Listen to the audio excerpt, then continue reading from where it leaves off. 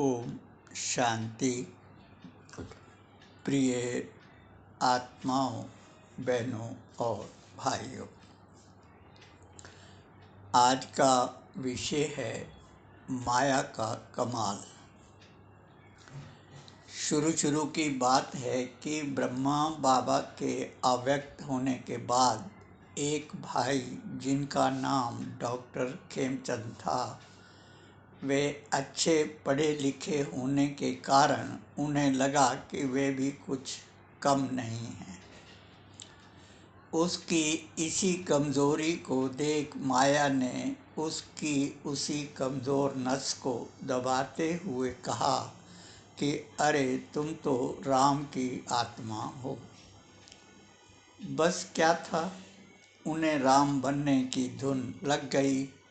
सीता, हनुमान, तुलसी और बलराम जैसे पात्र भी मिल गए।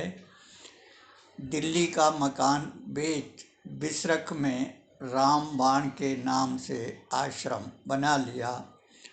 ओम शांति के बजाय ओम आनंद का संबोधन करने लगे और कहने लगे कि मज़ा तो आत्मा से आता है। 2 साल बाद डॉक्टर साहब मुझसे मिलने आए और बोले कि गणेश भाई, मैं तो लुट गया। मैंने कहा, आप तो ओम आनंद कर रहे थे। बोले, काय का ओम आनंद, मेरे साथियों ने ही मेरे आश्रम पर कब्जा कर लिया। मैं तो इन्हें राम समझता था, ये तो रावण निकले। मैंने कहा, रावण के राज्य में राम कहाँ से लाओगे? हर संगठन में, हर संस्था में या भगवान की कर्म भूमि माउंट आबू में सभी जगह रावण अपने को पुजवा रहे हैं, पूजे जा रहे हैं। इसके बाद वीरेंद्र देव दीक्षित माया के हत्थे चढ़ गया। माया ने कहा, आपने तो पहले ही अर्थ का अनर्थ करने की पीएचडी कर रखी है, तो क्यों ना ज्ञान के अर्थ का अनर्थ कर शंकर की पदवी प्राप्त कर लो। वीरेंद्र को माया की ये बात जच गई और वो इस धंधे में लग गया। सबसे पहले मुझे अपना शिकार बनाने की सोची और चित्र लेकर मेरे घर आ गया। सीढ़ी का चित्र समझाते हुए बोला, देखो, सीढ़ी के चित्र में शंकर का चित्र है तो इसका साकार चरित्र भी होगा। इतने में मेरी युगल चाय लेकर आई और बोली कि सीढ़ी में तो रावण का भी चित्र है, उसका भी तो साकार चरित्र होगा। दीक्षित बोला, अरे इस तरफ तो मैंने सोचा ही नहीं।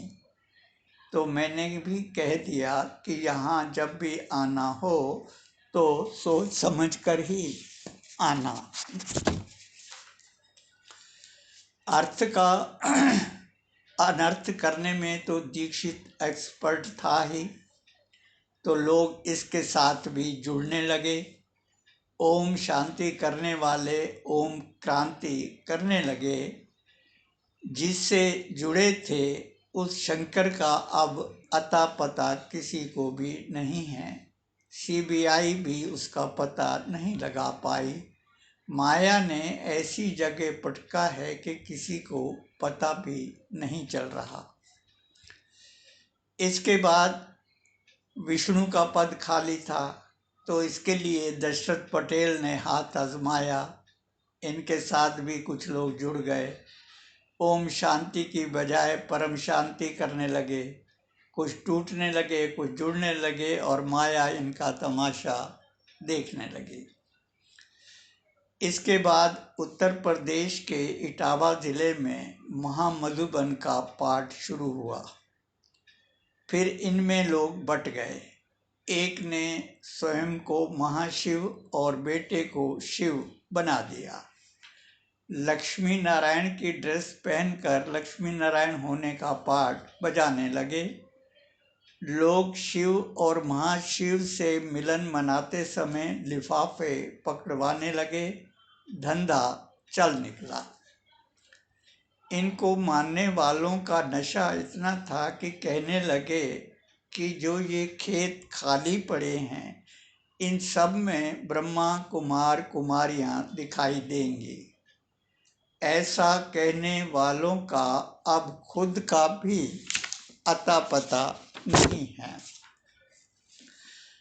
छुटपुट तो और ऐसे भी कही हैं, लेकिन ज़्यादा जोर ओम मंडली का है। वो भी ओम शांति की बजाय ओम ओम कर रहे हैं। एक बार ओम मंडली के भाई ने लिखा कि आप तो फटकार लगाते हो। मैंने कहा, सच्चों के लिए ये संजीवनी है और झूठों के लिए फटकार है।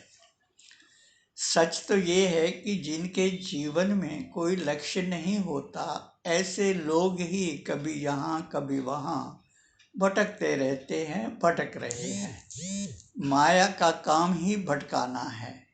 ठिकाना देने और सबकी सद्गति करने वाला तो एक भगवान ही है। भगवान पर निश्चय करने वालों की ही विजय होती है, विजय होगी। इस बात को सभी गांठ बांध लें। अच्छा, ओम शांति।